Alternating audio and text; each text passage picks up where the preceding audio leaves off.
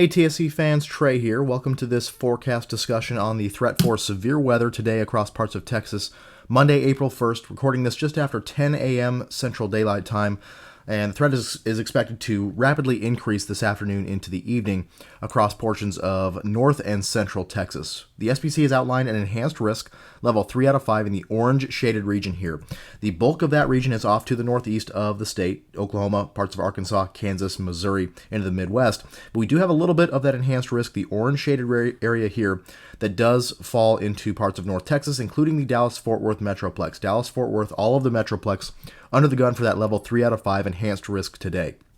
Slight risk, level 2 out of 5 in the yellow shaded area here, extends down to the south into the Texas Hill Country, Waco, Austin, San Antonio, and areas in between, under the gun for that level 2 out of 5 risk. And then we also have a marginal risk out here, extending into the Texas Panhandle and then down to the south of the enhanced and slight risks there. All hazards are on the table for today. We do have the greatest threat being large hail. Large hail is going to be the biggest threat for today, and that could be some large to giant hail, especially in the red shaded region here. The red hatched region does have the greatest threat for some large to giant hail. That could mean 2, 3, 4, 5+ inch in diameter hailstones today from these supercells. The environment is absolutely ripe for large to giant hail. So definitely try to park those cars in the garage or under some covering today going into this afternoon and evening, as we are expecting some very large chunks of ice to fall from the sky from these storms. That threat does extend down the I-35 corridor toward Waco, Austin, San Antonio with a 15% hashed area. A little bit less threat, given a little bit less storm coverage down here, but we are expecting there to be some large hail threat with any storms that fire down farther to the south into the Texas Hill Country. We also have a tornado threat. 5% tornado risk in the brown shading here, just cuts off to the north of the Dallas-Fort Worth Metroplex. Basically looks like Denton northward toward the Red River, places like Windstar, toward Thackerville, and then the greatest threat today going to be well to the north of Texas in that 10% hatched yellow shaded region there, yellow hatched region. That is where our greatest threat for strong tornadoes possibly is today. But we could see a couple tornadoes down here, especially across the southeast Oklahoma corridor into that north Texas corridor, kind of straddling the Red River going into this afternoon and evening. 2% does extend down into the Texas Hill Country, but the threat definitely decreases the farther south you go, and damaging winds are on the table for today. So let's go ahead and dive into some data here. This is our current 500 millibar map. So this is where we look for our jet stream, our troughs and ridges. And we want to look for troughs for severe weather. We've got a big old trough out here across the western half of the country. Big old dip in the jet stream down there into the desert southwest, western Mexico, with a bit of a stronger belt of flow out ahead of the main trough axis. This is a little bit of what we call a shortwave trough, a little bit of an enhanced area of curvature in the flow, and a little bit of an enhanced flow itself moving into parts of Texas and Oklahoma today, and that will be the impetus for severe storm development along the dry line across Oklahoma and Texas this afternoon and evening. So that's going to move in, timed well with daytime heating, so we should start to see storm initiation happen probably by about 3 to 4 p.m. or so as this shortwave starts to transition into the area. We'll get into that here in just a little bit more here in just a second. But this is what our upper air pattern looks like. Nice, plenty of forcing for severe storms in today's event. Let's go down to the surface, and we have a pretty broad surface low, this kind of counterclockwise flow here, centered across the southern U.S. Not really very tight at the moment, but we are expecting some tightening of the surface low somewhere in the Texas Panhandle today and this afternoon, and that is going to allow for the low-level wind profile, especially later on into the evening, to become a little bit more favorable for possibly some tornadic activity. Again, that's going to focus more so across Oklahoma and areas northeastward, but we could see some tornado threat here with storms moving into far north Texas, into southern Oklahoma this afternoon, into especially the evening, as that surface low and low-level flow tightens up. As that low-level cyclone tightens up, we should have that low-level jet tighten up, that layer of air about a kilometer off the surface.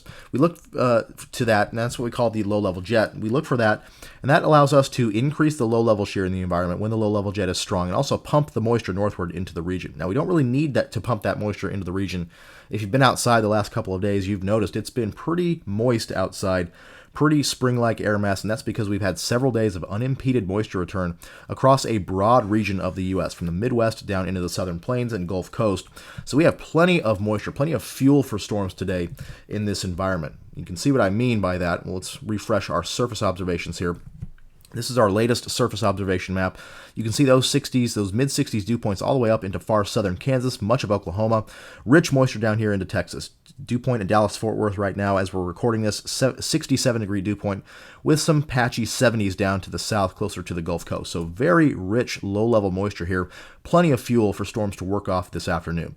You can see some drier air back to the west, dew points in the 30s. That's going to tighten up that dry line, that difference between that boundary between the dry air to the west and the moist air to the east, going to tighten up somewhere in the western Oklahoma, northwest Texas, west central Texas vicinity this afternoon. And that's going to be our initiating boundary for storm development. As that shortwave moves through, we'll have that dry line set up. That shortwave moves through, plenty of forcing for storms along that dry line. And we should see storms start to develop here along the dry line into southern Oklahoma and northwest Texas, perhaps as early as 3 p.m. or so this afternoon.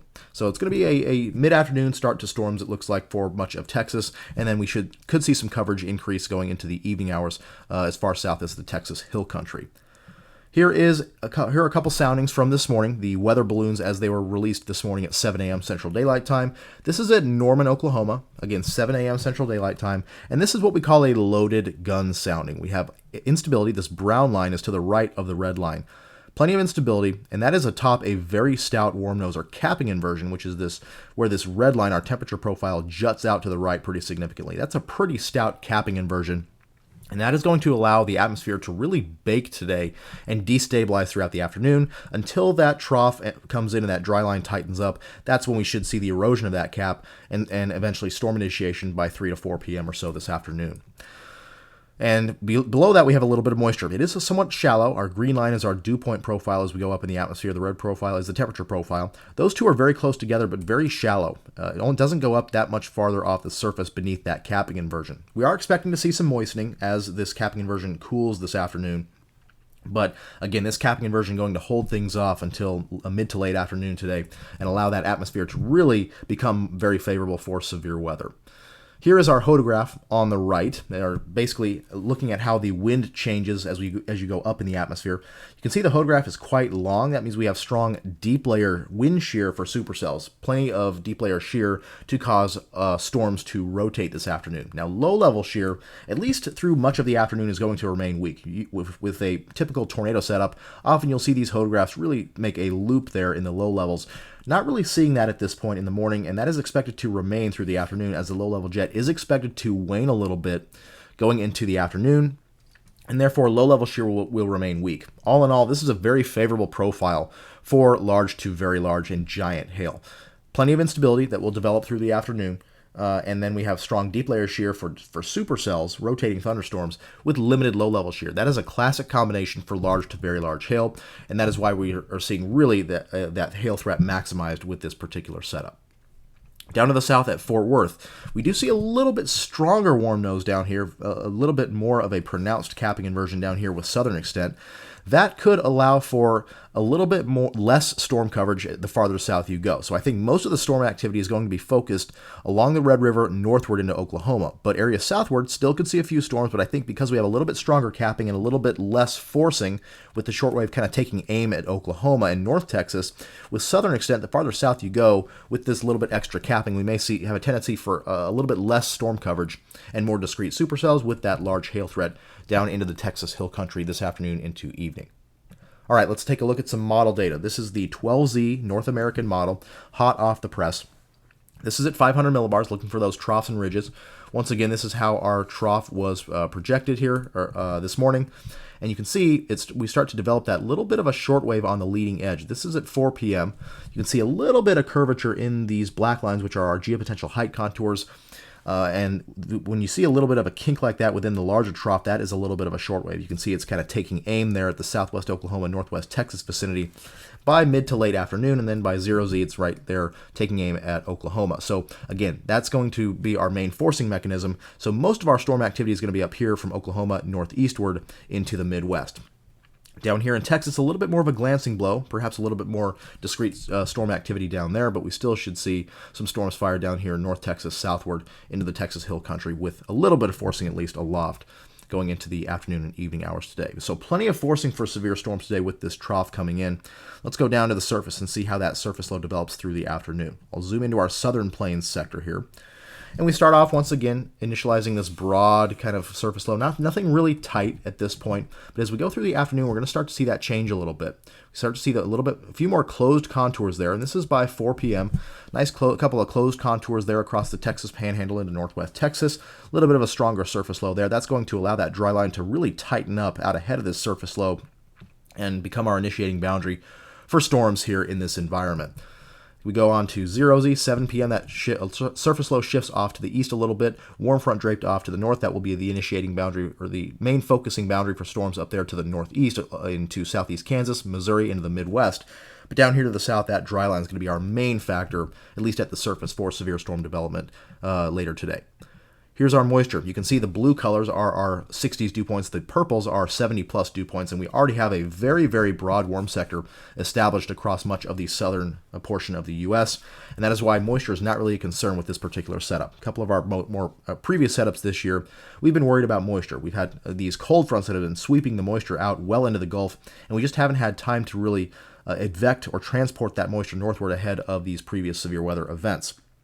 Not the case with this particular event. We've had, again, several days of uninterrupted, undiluted moisture return across this region, and therefore we have a very broad area of storm fuel for these storms to work off of this afternoon. Here is that surface pattern going into the afternoon as far as moisture goes, and you can see the features here pretty clearly. This is our warm front off to the northeast, surface low located somewhere here in western Oklahoma, dry line draped down to the south. Very tight dry line here, a little bit of a dry line bulge out here across north central Texas, and therefore I think storms are going to favor this kind of corridor here, probably initiating somewhere in the Wichita Falls vicinity by 3 to 4 p.m. this afternoon, and then moving off toward the Red River into southern Oklahoma, perhaps north Texas, and then down to the south with a little bit less forcing. We still have that dry line boundary down to the south, so we could have that focus for severe storms as well as far south as the Texas Hill Country.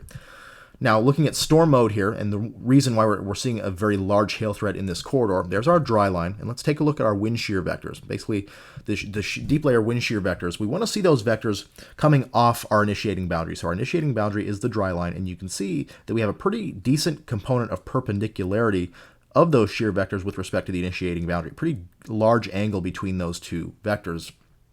And that is very favorable for discrete or isolated supercells. And with isolated supercells, the large to giant hail threat is much higher, as is the tornado threat. And we are expecting to see the tornado threat ramp up a little bit going into the evening, especially with a discrete mode maintained for quite some time. Up here to the north, across this region, you can see our initiating boundary, the warm front. Those shear vectors are right along, very much parallel to the warm front. So we're going to see a little bit more of a messy mode up here with northward extent, but down here, much more potential for discrete or isolated supercells, which have a greater large hail and then eventually a tornado threat. And I'll tell you why the tornado threat is expected to increase going into the evening. So this is the 850 millibar winds, our low-level jet. The yellow colors are our 30-plus knots of flow. That's really when we start to really notice that low-level jet is 30 to 35, 40-plus knots of flow. You can see that we have that maintained through the afternoon, but it starts to wane a little bit. It's displaced off to the east of our main area of initiation. The dry line well back in here. Very limited low-level flow for much of the afternoon. This is at 4 p.m. this afternoon. Very limited low-level flow, and therefore limited low-level shear, and that's why that large hail threat is going to take over for the initial portion of the convective life cycle, the first several hours of convective development. Then as we go towards sunset, we start to see those yellow colors building back in east of the dry line. This is at 7 p.m. Just to give you a quick idea here, our dry line, at least on the NAM, is located right in here, and we start to see this plume of low-level jet building back in ahead of the dry line, which could allow for that low-level shear to increase, especially as we go toward and just after sunset. You see a very big ramp up in the low-level jet there ahead of the dry line. 40, 50 plus knots of flow there out of the southwest ahead of the dry line, which is likely to allow for that low-level shear to increase pretty drastically. And so as any discrete supercells, especially that are continuing to track here in North Texas into southern Oklahoma, will maintain that tornado threat. The low-level jet really ramps up off to the northeast going into the evening hours, so we could see that strong tornado threat materialize up here, northeast Oklahoma into Missouri late this evening. But for parts of Oklahoma and Texas, that threat could start to ramp up as early as 6 to 7 p.m. or so as those photographs, that low-level wind shear enlarges across this region with any discrete supercells that are ongoing. So we initially, first few hours of storm development, and storms are again initially going to fire here, probably in the Wichita Falls vicinity, maybe farther south, probably farther north as well, by about 3 to 4 p.m. or so. And they're going to have a large to giant hail threat for the first several hours of their life cycle, probably 4, 5, 6, 7 p.m. Discrete supercells will have that very large hail threat tracking near the Red River, perhaps as far south as the Dallas-Fort Worth Metroplex, and perhaps even farther south into the Texas Hill Country. Then, once we see this low-level jet ramp up, probably after 6 to 7 p.m., that's when we're going to see the tornado threat start to increase a little bit, especially with any storms that remain more isolated. We'll need to watch that for sure. And if we do have more of a line here, more storms develop than expected, more of a line develops, then we will have the potential for spin-up tornadoes within that line going into the evening hours. So initially, large hail threat, transitioning to more of a tornado threat as we get into the time frame around sunset and into the early evening hours tonight. So let's take a look at some forecast soundings here. We'll take one here at 21Z, right around the Wichita Falls area, and then we'll take one here at 0Z in that same corridor, right around the Windstar area there in far southern Oklahoma.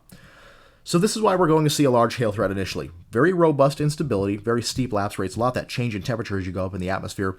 We usually like to say anything above 6 degrees Celsius per kilometer is adequate for robust updrafts. We're seeing in excess of 9 degrees Celsius per kilometer, which is very, very unstable air in the mid-levels of the atmosphere. 2,200 joules per kilogram mixed layer CAPE, which is considered very strong instability. So robust updrafts are a pretty good likelihood today. But initially, you can see here the hodographs. Not much curvature there in the low levels of the hodograph, indicating very weak low-level shear. So this combination of very strong instability with limited low-level shear is a classic match for large to very large hail analogs in the past. So initially, large hail going to be the main threat. Then we transition into the evening hours, especially I'll take one here going toward 0Z, and you can see how that transition takes place. We get a little bit better moisture in here as well with those 70s dew points trying to creep up into that Red River region. But here, large hail will continue on. This is at 7 p.m. this afternoon. This first sounding was at 4 p.m., 7 p.m. Starting to see a little bit better low-level shear, and then at 3Z, 10 p.m., is when we really start to see that low-level shear ramp up. A lot more curvature in the low levels of the hodograph as that low-level jet ramps up. Much more turning and strengthening of those low-level winds with height, with very robust instability still in place, 2,600 joules per kilogram mixed layer CAPE. That is considered strong instability. So strong instability, increasing low-level shear with time at sunset and after. That is going to lead to a transition from a large hail threat to a tornado threat. And then we probably, once we see this dry line and cold front catch up to the dry line, we'll see a transition to more of a linear mode going into the overnight hours tonight into eastern Oklahoma and east Texas before the threat kind of moves on into tomorrow morning and afternoon. So once again, initial storms going to have a hail threat, transitioning to a little bit more of a tornado threat going into the evening. Here is our convection allowing models. This is the HRRR. Basically allows us to see an estimate of what the radar might look like later on today. So this is our 12Z HRRR run, and you can see we have some initial storms develop across northern Oklahoma, southern Kansas by about early afternoon or so. And then we start to see our initial attempts at convection down here in the Wichita Falls vicinity. This is at 20Z, 3 p.m., 4 p.m. Very robust supercells here, southwest Oklahoma into northwest Texas near that Wichita Falls area, tracking off to the east-northeast. Again, these will have that large to giant hail threat. 3, 4, 5 inch in diameter hailstones with that discrete mode favored. Those continue for quite some time. Then we have additional discrete supercell development here into southern Oklahoma, perhaps as far south here as the Texas Hill Country once again. And this is when the low-level jet is going to start ramping up. This is at 7 p.m. Central Daylight Time tonight. Discrete supercells ongoing there across southern Oklahoma. Again, this is just an estimate, so these could be a little bit farther south into North Texas, including the DFW Metroplex. And this is when that tornado threat is going to start ramping up with the increase in the low-level jet. And we continue that supercell mode into the evening hours towards southeast Oklahoma and some additional convection down there along the boundary into south central Texas.